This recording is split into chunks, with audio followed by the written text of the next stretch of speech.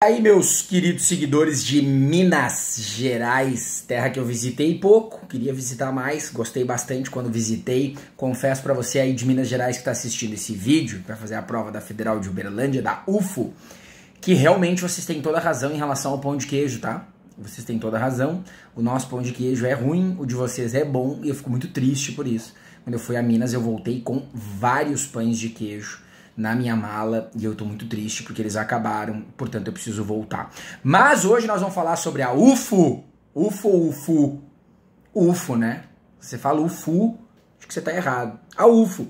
A UFO tem uma prova de português interessante, porque num primeiro momento, se você faz uma análise superficial, ela é quase uma prova de Enem. Ela não tem questões clássicas de gramática pura e aprofundada e detalhista, e ou tu sabe ou tu erra, não. Mas ela é muito mais gramatical do que o Enem. A gramática dela, ela tá escondida em nuances relacionadas ao sentido. Então ela gosta de cobrar tipos textuais, como a gente vai ver uma questão agora que o Enem também cobraria, mas não com a mesma abordagem. A UFO é muito mais direta, né? Ela gosta de cobrar critérios, por exemplo, relacionados à voz passiva, que a gente vai ver agora, mas não é aquela clássica questão de voz passiva perguntando como é a transformação, né? O objeto direto vira sujeito e o sujeito vira agente da passiva. Ela está interessada no sentido da coisa, né? Então, quando você tem aulas direcionadas para uma prova como essa, você precisa estudar os aspectos semânticos relacionados a cada conteúdo, para tentar dessa maneira antecipar o que pode cair nessa prova. Então, hoje nessa aula,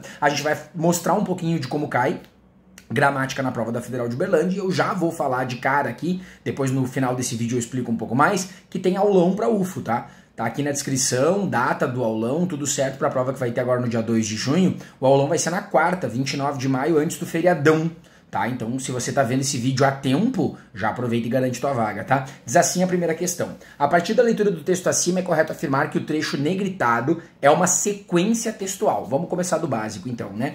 Tipos textuais ou sequências textuais são diferentes de gêneros textuais. O gênero de um texto é o gênero dele como um todo. Ele pode ser uma notícia, pode ser um artigo de opinião, pode ser uma reportagem, né? 5 truques para melhorar a sua vida, talvez seja uma reportagem de uma revista. Pode ser qualquer gênero textual. Mas dentro dele há sequências. E essas sequências são os tipos textuais. Expositivo, injuntivo, descritivo e argumentativo são exemplos de tipos textuais que podem cair. Acho que estão até os 4 mais comuns, né, que podem aparecer na prova. Dito isso, o que você vai ter que ver? Você pode ler as explicações, uma vez que expõe a experiência, que incita o leitor a realizar algo, que descreve a imagem dos morangos e o procedimento, apresenta uma premissa, pode, mas só com a palavra inicial você já deveria matar. Se ele é uma exposição, uma injunção, uma descrição, uma argumentação. Quando você vê no texto isso aqui, ó, para conseguir saborear todos os morangos da caixa antes que fiquem murchos, experimente colocá-los num recipiente grande, com cuidado para não esmagar. Já tem verbo no imperativo. De cara. Cubra de gelo. Despeje a água por cima para o gelo flutuar. É quase uma receita culinária, né? Dizendo o que você tem que fazer. Só que não é uma receita ensinando a preparar o morango, e sim a como armazenar ele, como fazer, etc e tal. Mas é injuntivo, com certeza, a resposta certa é a letra B, porque o uso de verbos no imperativo caracteriza o meu texto como injuntivo. Injunção, para você que não sabe, é o direcionamento para o leitor. É quando eu direciono o meu texto para ele. Então, eu estou usando um imperativo para dar um comando, uma orientação para o meu leitor, eu estou fazendo uso de uma injunção. Então, é isso porque é o conteúdo. O Enem até, de certa forma, brinca com isso, às vezes não tão incisivamente, né, mas brinca. Então, imagina, se tu for ler as explicações, né, a B eu acho que tu aceitaria. Ok, tá ok, mas por que a A tá errada daí, né? Ignora o expositivo, pensa só na explicação. Expõe a experiência do produtor do texto de como rejuvenescer morangos. Se ele está ensinando como vai fazer, ele tem essa experiência, né? Descreve a imagem dos morangos e o procedimento realizado. De maneira sim. Acho que sim. Apresenta uma premissa, a saber que morangos murcham, apresenta, e argumentos em favor da realização. Não sei se ele apresenta muito argumentos, acho que essa eu tiraria fora. Mas a A e a C seriam muito possível, né? Muito possíveis. Tenta imaginar um aluno que não estudou o que é injunção. Talvez seja o seu caso, né? Como é que você vai para a prova da UFO sem saber o que é uma injunção se caiu nas provas anteriores? Por isso que é importante analisar, entendeu? Ah, mas eu tô fazendo um cursinho aqui que ele diz que prepara...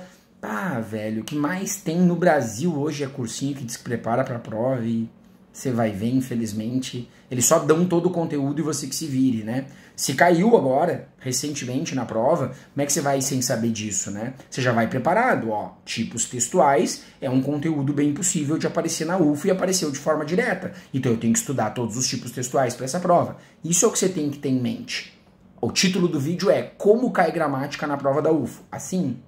Então, se você está vendo esse vídeo antes da prova da UFO, você não pode ir sem dominar os tipos textuais. Porque se você for tentar fazer por interpretação, pensando que ela é uma prova mais interpretativa, você vai errar, porque essa questão está cobrando um conteúdo específico. Mesmo que ela não esteja cobrando crase, não esteja cobrando concordância, vírgula, acentuação gráfica, é uma questão gramatical. E você precisa saber o conteúdo para acertar, né?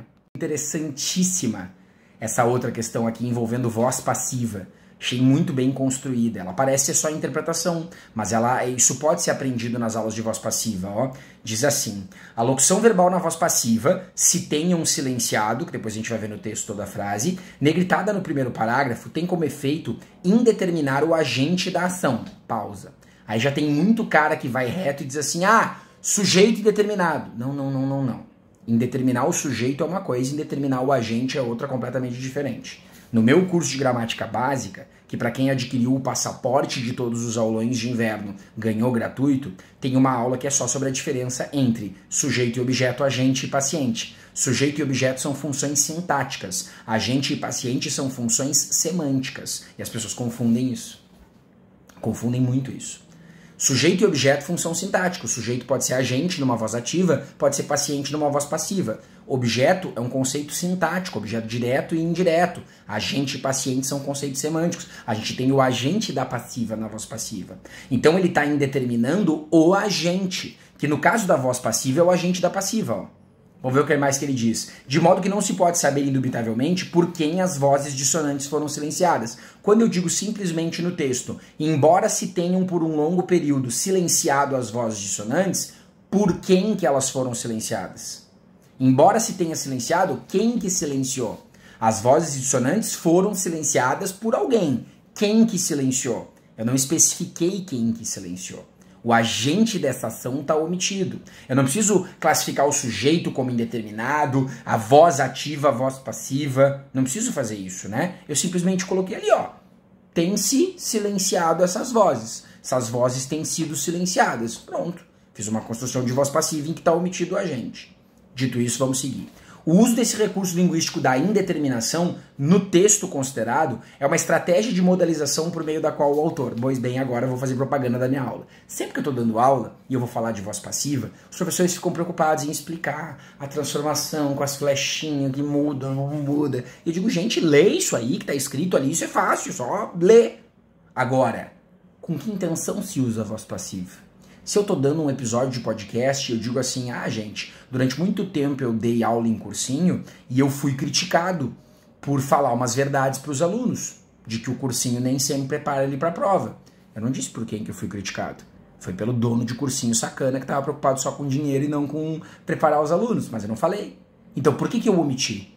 Qual é o motivo pelo qual eu omito o agente da ação quando eu digo que eu fui criticado? Será que eu não sei quem me criticou? Não, eu sei. Às vezes a gente fala, omite o agente da ação porque a gente não sabe. Alguém foi atingido na manifestação. Eu não sei por quem que ele foi atingido. Mas às vezes eu sei, eu só não quero dizer. E por que eu não quero dizer? É essa interpretação que vai entrar. A omissão do agente em uma voz passiva tem uma intenção. Tem uma intenção discursiva que você tem que perceber, ó.